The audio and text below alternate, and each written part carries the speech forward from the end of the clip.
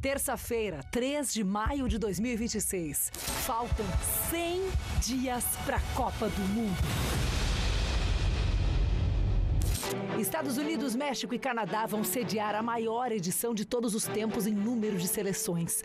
48 países, 42 vagas já estão preenchidas. E o Brasil vai estar lá, claro.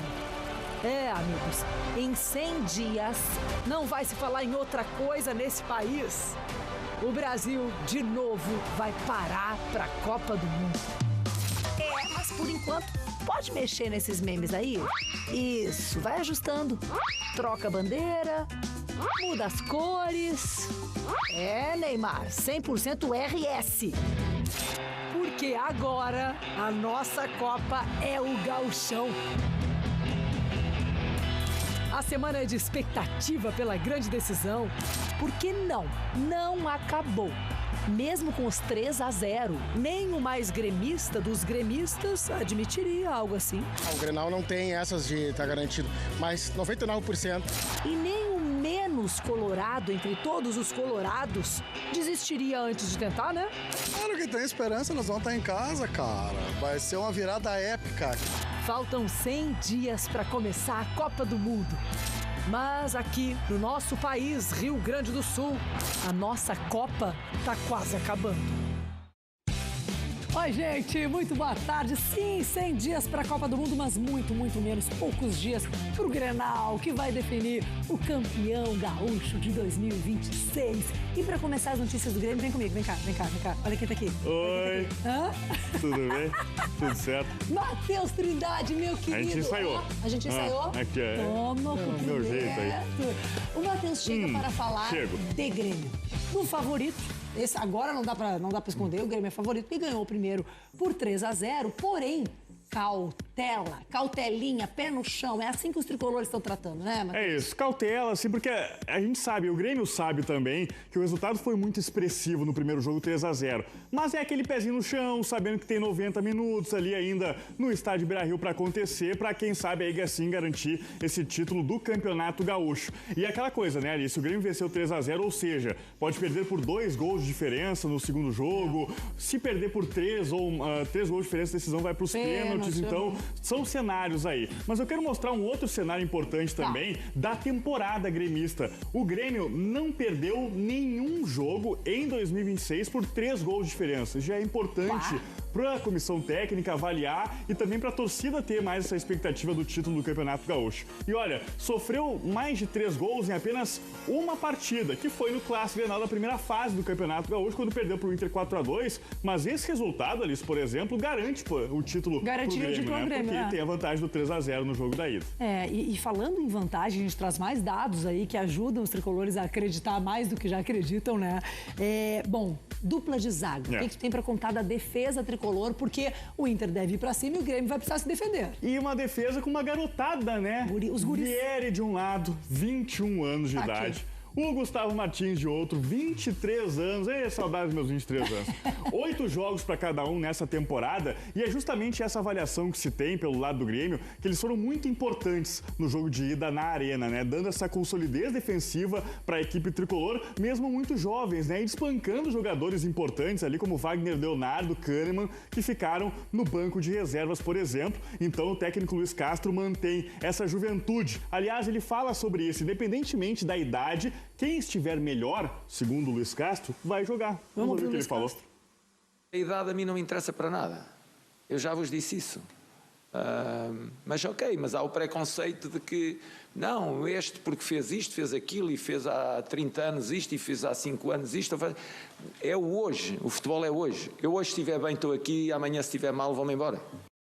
É isso, é hoje. Por hoje deu, Matheus. E a garotada deu. Deu pra ti. Vamos sim, então, que eu tô com fome aqui, ó. A barriga tá... Beijo.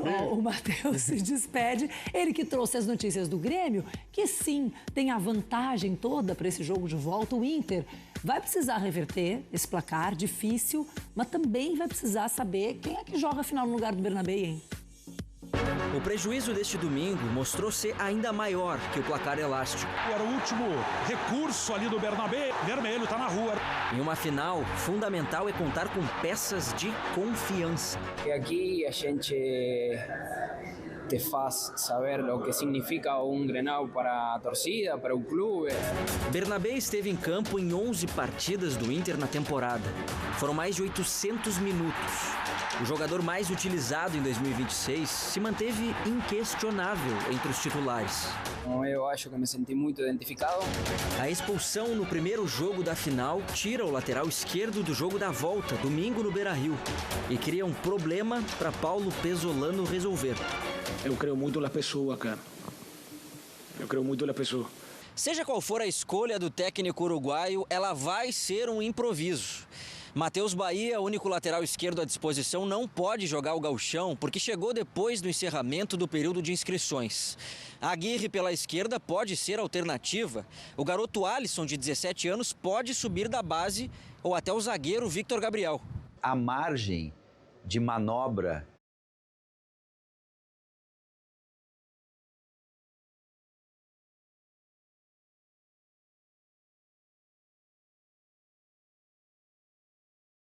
que o técnico Pesolano tem e que a instituição tem para escalar um time em campo é reduzidíssima. E agora é o caso do Bernabé.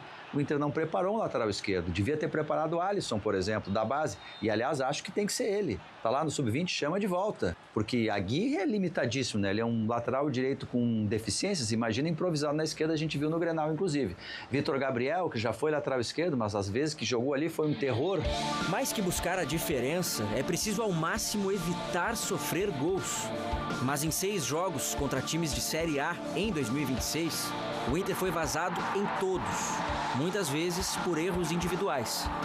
Mas vamos seguir trabalhando e tentar melhorar para que não siga acontecendo, porque acontece seguido, mas está em nós trabalhar e melhorar diferentes sistemas defensivos. Ataque efetivo e defesa sólida. A improvisação colorada vai em busca de um jogo perfeito. Afinal, futebol pode premiar quem erra menos.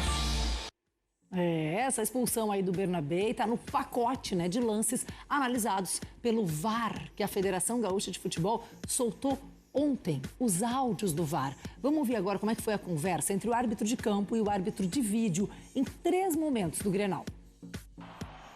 O primeiro lance foi uma trombada entre o Arthur e o Borré, quando o jogo ainda estava 0-0. No campo, o árbitro Anderson Daronco não marcou a falta. E o VAR, Daniel Bins, concordou. Tem um cotovelo muito forte na cabeça, mas ele chuta a bola e está protegendo, recolhendo esse cotovelo e aí atinge no Borré. E o Borré que faz o movimento no braço dele, ele está no ar. Depois chegamos à expulsão do Bernabé por falta no Amuso. O Daronco deu vermelho na hora e o VAR confirmou a decisão. Tranco imprudente no pé, falta confirmada. O segundo gol do Grêmio começa com esse pedido de falta pelo Inter, do Noriega em cima do Ronaldo. O Anderson Daronco mandou o jogo seguir, porque a bola continuou com o Inter. Ou seja, o time colorado levou vantagem porque seguiu na jogada. E depois, o Grêmio recuperou e fez o gol. Caracteriza bem claro a vantagem, Daniel. Sim, cara, tudo ok, tá? Já tinha saído já da PP. O VAR ainda explicou por que concordou com a vantagem. Depois da disputa, tem um domínio do Carboneiro. Ele dá um passe lateral pro 27, que domina, que passa pro meio de campo, pro Alan Patrick, que perde a bola, tá? E confirmou o gol do Grêmio. Checado, gol legal, a PP limpo, e a falta é imprudente, tá? Uma beliscada com a trava bem mínima. Anderson Daronco, então, explicou para os jogadores. Eu ali dei a vantagem e a bola estava com o Carboneiro. Ele errou o passe pro lado. Eu dei vantagem e ele errou o passe. Não foi falta, é gol. O Inter publicou uma nota demonstrando profunda preocupação e inconformidade com os critérios adotados pela arbitragem e informou que pediu mais informações à comissão de arbitragem. Um 3-0 e logo na primeira partida da final do Gauchão 2026. Foi um placar imponente do Grêmio sobre o Internacional. Mas a pergunta é, como isso aconteceu? Vamos mergulhar fundo na tática desse Grenal para desvendar as chaves dessa vitória tão expressiva. Foi uma aula de tática de um lado ou um desmoronamento completo do outro? Para entender o que definiu esse resultado, a gente vai contar com a análise de quem conhece esse clássico como poucos, o ex-jogador Rafael Sobis. Então, vamos por partes. E o começo dessa história é que bem antes das grandes polêmicas, o Grêmio já mostrava em campo que tinha um plano mais bem executado. Já dava para sentir uma vantagem tática se desenhando. E aqui os Sobs apontam um detalhe fundamental. O Grêmio aprendeu com o último jogo. O time se postou de um jeito diferente, com a defesa um pouco mais recuada. Sabe aquele espaço nas costas da zaga que o Inter adorou explorar da outra vez? Então, dessa vez ele não existiu. Um ajuste muito, muito inteligente. E aí, o jogo começa a pegar fogo. Vem a primeira grande polêmica da partida. Aquele lance do Arthur, do Grêmio, a cotovelada. E a pergunta que ficou no ar para todo mundo foi: era para cartão vermelho? Bom, sobre isso, o Rafael Sobis não ficou em cima do muro. Ele foi categórico. E não foi só achismo, não. Ele disse que conversou com vários outros jogadores e o consenso no meio do futebol foi bem claro. Era lance para expulsão. E o raciocínio é simples. Primeiro, o movimento do braço não parece ser de proteção. O cotovelo vai para frente, em direção ao rival. E o ponto principal, no futebol de alto nível, esses movimentos são controlados. Para o Sobis, não foi um acidente, não. E por isso, merecia o vermelho. Ok, teve a polêmica da cotovelada. Mas, segundo o Sobis, não foi ali que a final foi decidida. O ponto de virada mesmo, o momento que mudou tudo, foi outro. O cartão vermelho recebido pelo Bernabé, do Inter. Isso aconteceu ali por volta dos 30 minutos do primeiro tempo. Um contra-ataque, uma decisão de fração de segundo, que não só mudou o jogo, mas que, no fim das contas, pode ter mudado o destino de todo o campeonato. E essa frase do Sobis aqui é perfeita, ela resume tudo. O problema da decisão do Bernabé não foi técnico. Foi uma falha de leitura de jogo, uma falta de inteligência para entender o momento da partida.